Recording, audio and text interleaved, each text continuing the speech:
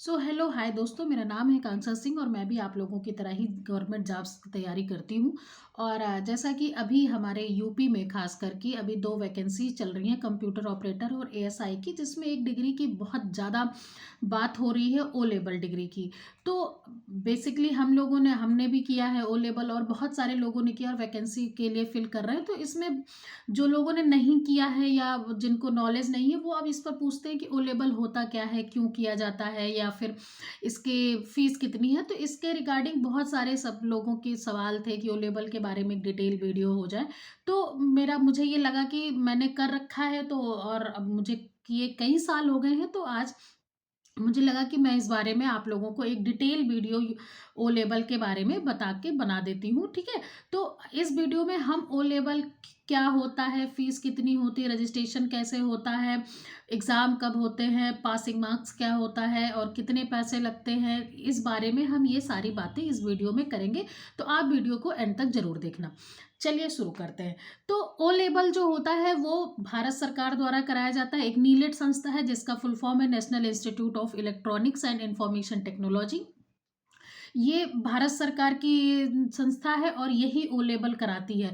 ये सिर्फ O level नहीं कराती है, ट्रिपल सी कराती है, ओ लेवल, ए लेवल, बी लेवल, ऐसे बहुत सारे कोर्सेज ये खुद कराती है। और ये जो सर्टिफिकेट होता है ऑल ओवर इंडिया वैलिड होता है।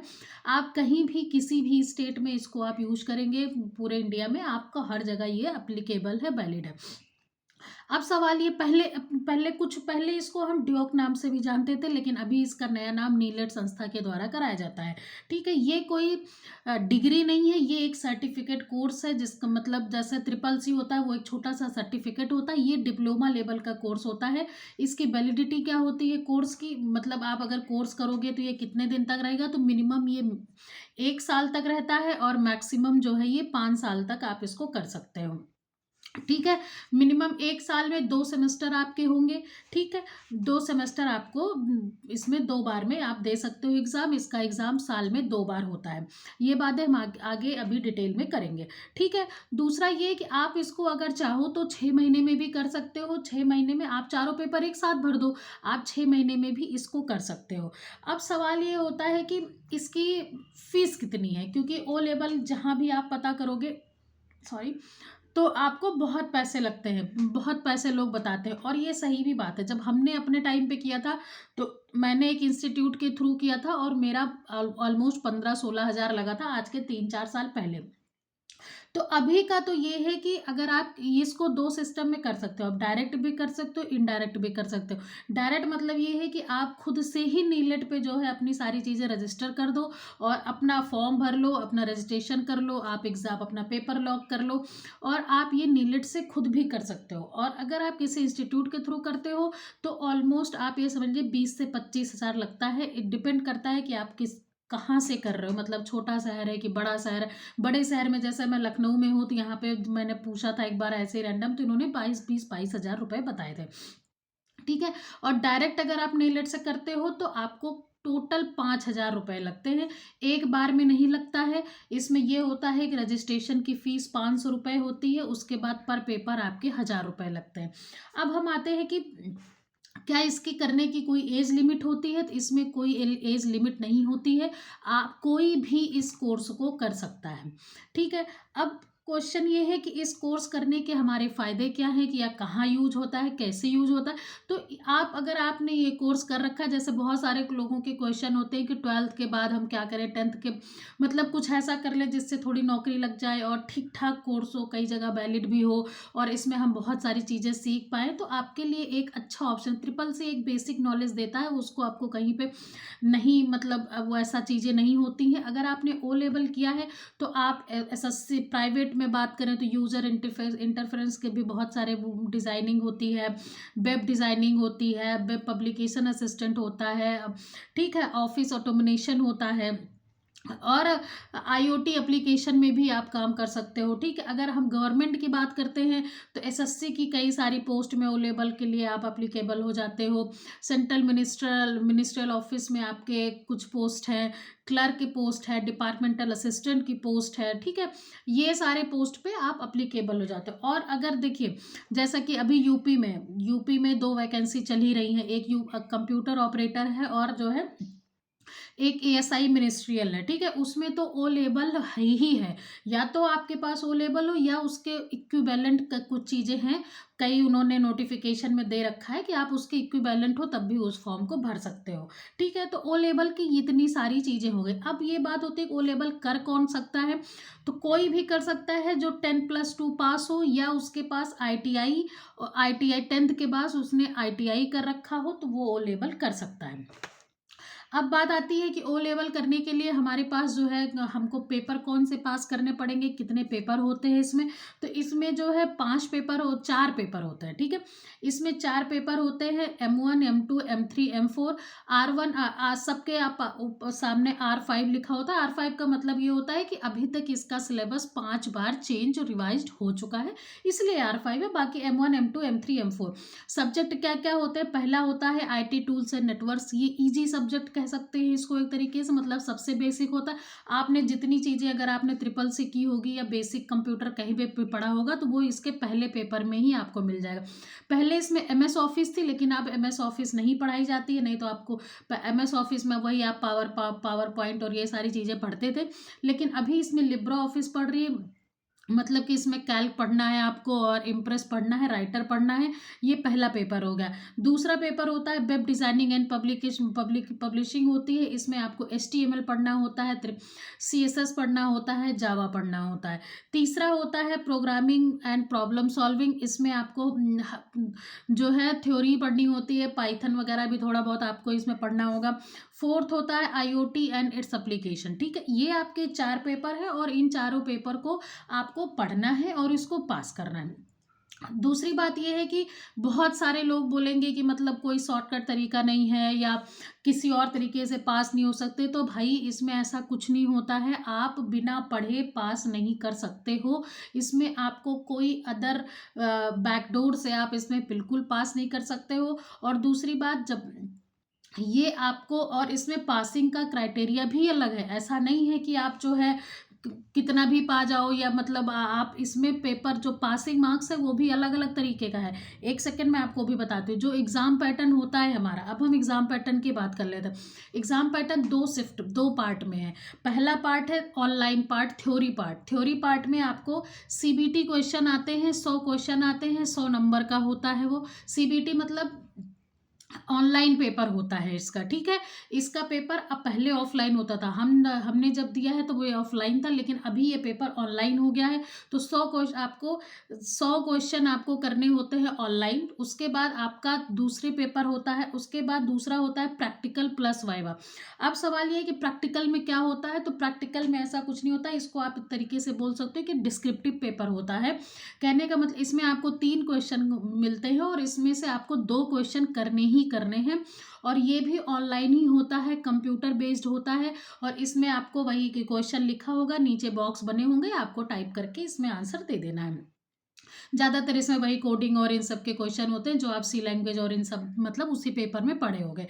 और इसी में जो है होता है 20 होता है वाइबा। 80 मार्क्स का ये होता है, 40-40 नंबर का डिस्क्रिप्टिव होता है और 20 नंबर का जो है वाइबा होता है। वाइबा के लिए कोई आपको बहुत तैयारी करने की ज़रूरत नहीं पड़ती है, कोई अलग दिन नहीं होता है। जिस दिन आपका ये डिस्क्रिप्टिव पेपर होगा उसी दिन उसी टाइम पे आपसे वो मतलब 2-4 क्वेश्चन वाइबा का पूछ लेंगे। कहीं पूछते हैं, कहीं पूछते भी नहीं है। और इसका जो मतलब प्रैक्टिकल और वाइबा की जो टाइमिंग होती है वो टोटल 50 मिनट की होती है, ठीक है। तो आपको पेपर समझ में आ गया। 2 शिफ्ट में पेपर हो, मतलब 2 बार में 2 तरीके का पेपर होता है। इसमें CBT होता है, मतलब एक ऑनलाइन पेपर है। MCQ बेस्ड क्वेश्चन आएंगे आपको 100 नंबर 100 क्वेश्चन, और दूसरा जो है 80 मार्क्स और 100 नंबर का ये होगा। मतलब टोटल 200 का होता है, जिसमें से 100 नंबर के आपके MCQ आएंगे और 100 CBT वाले मल्टीपल चॉइस में। और 100 नंबर में, बाकी 100 नंबर में 80 नंबर का आपका डिस्क्रिप्टिव होगा, जिसमें आपको 2 क्वेश्चन करने होंगे 3 में से, और एक क्वेश्चन आपका एक, और 20 नंबर का जो है आपको वाइबा होगा। इतनी दीजिए, आप समझ गए। ये हो गया एग्ज़ाम पैटर्न। अब ये सवाल है कि हम जो है इसका फॉर्म कब आता है, हम इसको फॉर्म को कब भरें, एग्ज़ाम कब होता है इसका? तो इसको मैं आपको बता दूँ, इसका एग्ज़ाम साल में 2 बार होता है। 2 बार कब होता है? एक जनवरी में होता है और एक जुलाई में होता है। ठीक है? जनवरी और जुलाई में 2 बार इसका एग्ज़ाम होता है। तो ज़रूरी नहीं है कि आप एक ही बार में सारा पेपर भर दो। आप अपनी तैयारी के हिसाब से, आप अपने अकॉर्डिंग जितना आप पढ़ सकते हो, जितना आप कर सकते हो, एक बार में सारा भी भर सकते हो, एक बार में 2 भी भर सकते हो, एक बार में 1 भी भर सकते हो। आपके पास 5 साल हैं टोटल, ठीक है?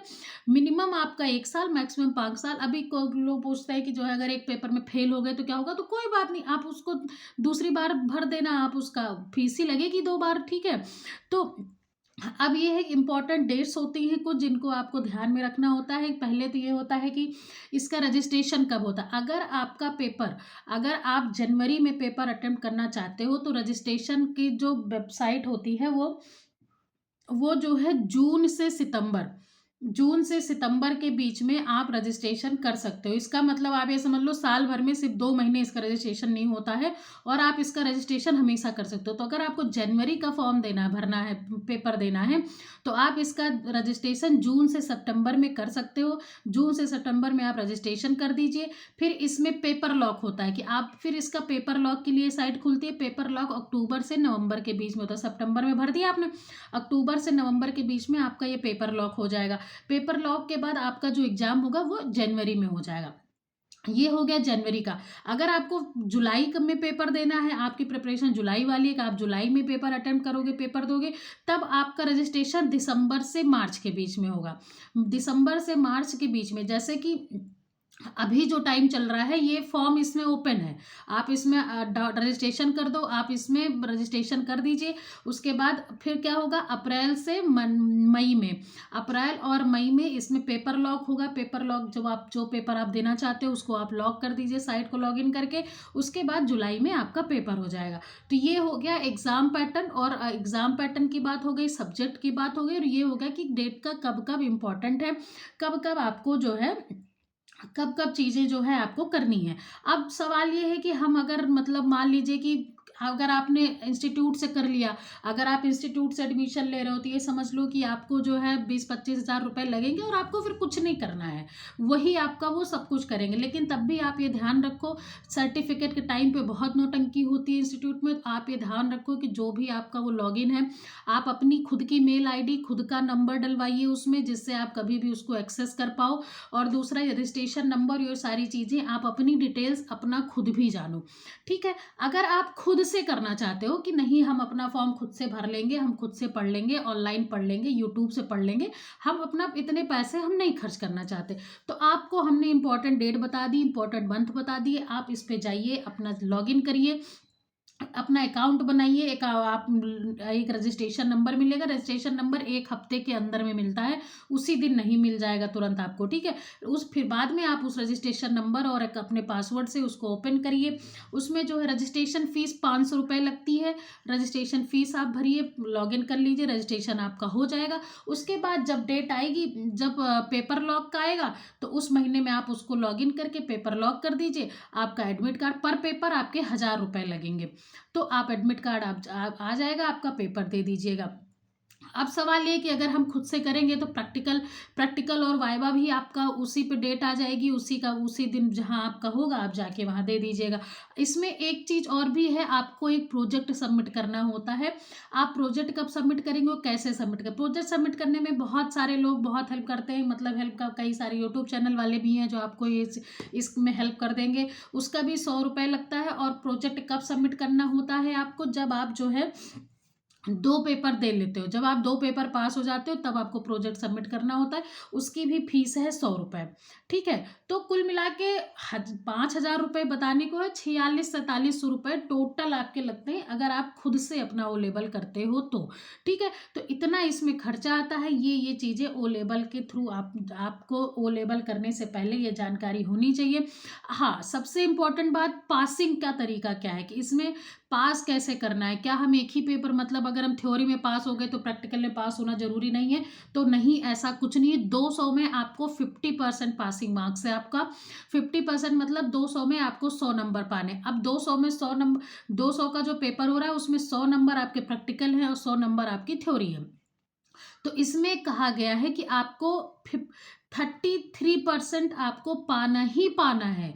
मतलब आप अगर थ्योरी में भी आपको 33% मिनिमम मार्क्स पाना है, और प्रैक्टिकल में भी उस 100 नंबर, प्रैक्टिकल और वाइवा में लाके 100 नंबर है, उसमें भी आपको 33% पाना है, तब आप एक पेपर को पास कर पाओगे। उससे ज़्यादा आप पा गए, नंबर कैलकुलेट कैसे होता है, थ्योरी आपकी 60% पे कैलकुलेट होगी और कल उसका आपको 40%। आप 33 मिनिमम पाओ, उसके बाद आप ज़्यादा पाओगे तो ये तो सो फॉर सो गुड है कि आपने, मान लीजिए कि आपने इसमें जो है कितना पाया आपने, अगर 33% 100 नंबर का है, आप इसमें बहुत 33 पाना था लेकिन आप इसमें पा गए अच्छा नंबर, ठीक है, आप इसमें 70-80 नंबर पा गए। उस वाले में आपने 33 नंबर ही पाना था, आप 40 नंबर ही पाए, आप दोनों मिला के तो पास हो गए। 33 मिनिमम तो हो ही गया था, उसके बाद आपके अच्छे मार्क्स भी बन जाएंगे, है ना। तो आप ये समझ के तो ये सारी चीज़ें, इसका पासिंग का भी क्राइटेरिया अलग है, इसीलिए बहुत सारे लोग थोड़ा सा वो लेवल से कतराते हैं कि यार इसमें बहुत पढ़ना पड़ता है।